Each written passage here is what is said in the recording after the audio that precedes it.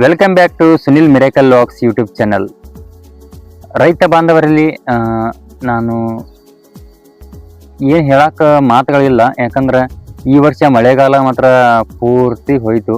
ಯಾಕಂದ್ರೆ ಮುಂಗಾರು ಏನು ಪೀಕ್ ಬರಬೇಕಾಗಿತ್ತಲ್ಲ, ಸೊ ಯಾರು ಕೂಡ ಮುಂಗಾರು ಬೆಳೆಯನ್ನು ಬೆಳೆಯೋಕೆ ಆಗ್ತಾ ಇಲ್ಲ. ಅಂದರೆ ಅಲ್ಪ ಸ್ವಲ್ಪ ಜನ, ಅಂದರೆ ಇದಕ್ಕೇನು ಹೊಳಿ ಕಡೆ ಏನು ಜನಗಳಿದಾರಲ್ಲ ಅವ್ರಿಗೆ, ಅಥವಾ ಹೊಳಿಯಿಂದ ಪೈಪ್ಲೈನ್ ಬಂದವ್ರು ಮಾಡಬಹುದು.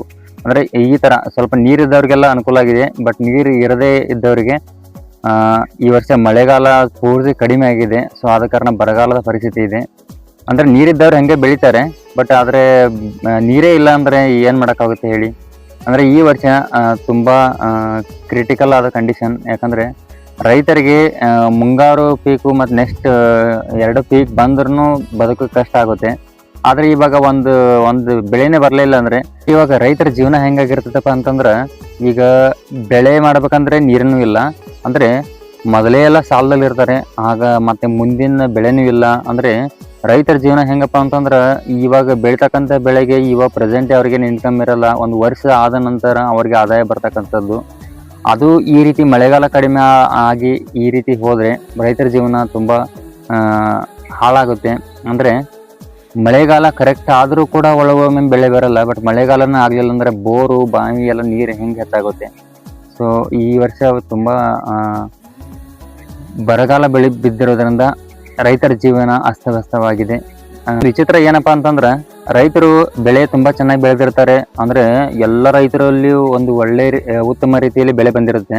ಅಂದರೆ ಏನಾದರೂ ಒಂದು ಅರಿಶಿನ ಅಂತ ತಿಳ್ಕೊಡ್ರಿ, ಅಥವಾ ಕಬ್ಬು ಅಂತ ತಿಳ್ಕೊಡ್ರಿ. ಅಂದರೆ ಬೆಳೆ ಬಂದಾಗ ಬೆಳೆ ತುಂಬ ಚೆನ್ನಾಗಿ ಬಂದಾಗ ರೇಟ್ ಪೂರ್ತಿ ಡೌನ್ ಮಾಡ್ತಾರೆ. ಅಂದರೆ ಎಲ್ಲನೂ ಮಧ್ಯವರ್ತಿಗಳೇ ಲಾಭ ತಿಂತಿರ್ತಾರೆ, ಹೊರತಲ್ಲಿ ರೈತರಿಗೆ ಲಾಭ ಆಗಲ್ಲ. ಯಾಕಂದರೆ ಅರಿಶಿನ ನೋಡ್ರಿ, ಅರಿಶಿನ ಜಾಸ್ತಿ ಎಲ್ಲ ಜನ ಬೆಳೆದ್ರು ಅಂದರೆ ಆಟೋಮೆಟಿಕ್ ರೇಟನ್ನು ಡೌನ್ ಮಾಡ್ತಾರೆ. ರೈತ ಏನು ಮಾಡಬೇಕು? ಯಾಕಂದರೆ ಖರ್ಚು ಮಾಡಿರ್ತಾನೆ. ಯಾಕಂದರೆ ಔಷಧ ಹೊಡಿಬೇಕು, ಗೊಬ್ಬರ ಹಾಕಬೇಕು, ಎಲ್ಲ ವರ್ಷವಿಡೀ ದುಡಿದು ಅವನ ಪಗಾರ್ಸೋಕೆ ಹೊಂಡಂಗಿಲ್ಲ. ಆದರೆ ರೈತರ ಪರಿಸ್ಥಿತಿ ಈ ರೀತಿ ಆಗಿಬಿಡುತ್ತೆ. ಅಂದರೆ ಏನು ಮಾಡ್ಬೇಕಂತನೂ ರೈತರಿಗೆ ಗೊತ್ತಾಗಲ್ಲ. ಅಂದರೆ ಬೆಳೆ ಹೊಟ್ಟೆಪಾಡಿಗೆ ಬೆಳೆ ಬೆಳೀತಾರೆ, ಅದಕ್ಕೆ ಬೆಂಬಲ ಬೆಲೆ ಸಿಗಲಿಲ್ಲ ಅಂದರೆ ರೈತ ಬೆಳೆಯೋದು ಯಾಕೆ? ಅಂದರೆ ತಮ್ಮ ಪುರ್ತಕ್ಕೆ ಅವ್ನು ಬೆಳ್ಕೊಬೋದಾಗಿತ್ತಲ್ಲ. ಸೊ ರೈತರ ಜೀವನನೇ ಕೃಷಿ ನಂಬಿನೇ ಇರುತ್ತೆ. ಸೊ ಆದರೆ ಈ ಥರ ಆದರೆ ಏನು ಮಾಡೋದು ಹೇಳಿ? ಆದರೂ ರೈತರಿಗೆ ಬೆಂಬಲ ಬೆಲೆ ಸಿಗಲಿ ಅಂತ ನಾನು ಕೋರ್ತೇನೆ. ಯಾಕಂದರೆ ರೈತರ ಕಷ್ಟ ಎಲ್ಲರಿಗೂ ಅರ್ಥ ಆಗಬೇಕು. ಯಾಕಂದರೆ ಒಬ್ಬ ರೈತ ಬೆಳೆದ್ರೆ ಮಾತ್ರ ಎಲ್ಲರಿಗೂ ಹೊಟ್ಟೆಗೆ ಆಹಾರ. ರೈತನೇ ಬೆಳೆಯಲಿಲ್ಲ ಅಂದರೆ ಆಹಾರನೇ ಸಿಗಲ್ಲ. ಸೊ ದಿನವಿಡೀ ಕಷ್ಟಪಟ್ಟು ಬಿಸಿಲು ಅನ್ನೋದೇ, ಮಳೆಗಾಲ ಅನ್ನೋದೇ ಭೂಮಿಯಲ್ಲಿ ದುಡಿತಾನೆ. ಆ ರೈತರಿಗೆ ಆ್ಯಕ್ಚುಲಿ ಇವಾಗ ಬೆಂಬಲ ಬೆಲೆ ಸಿಗ್ತಿಲ್ಲ.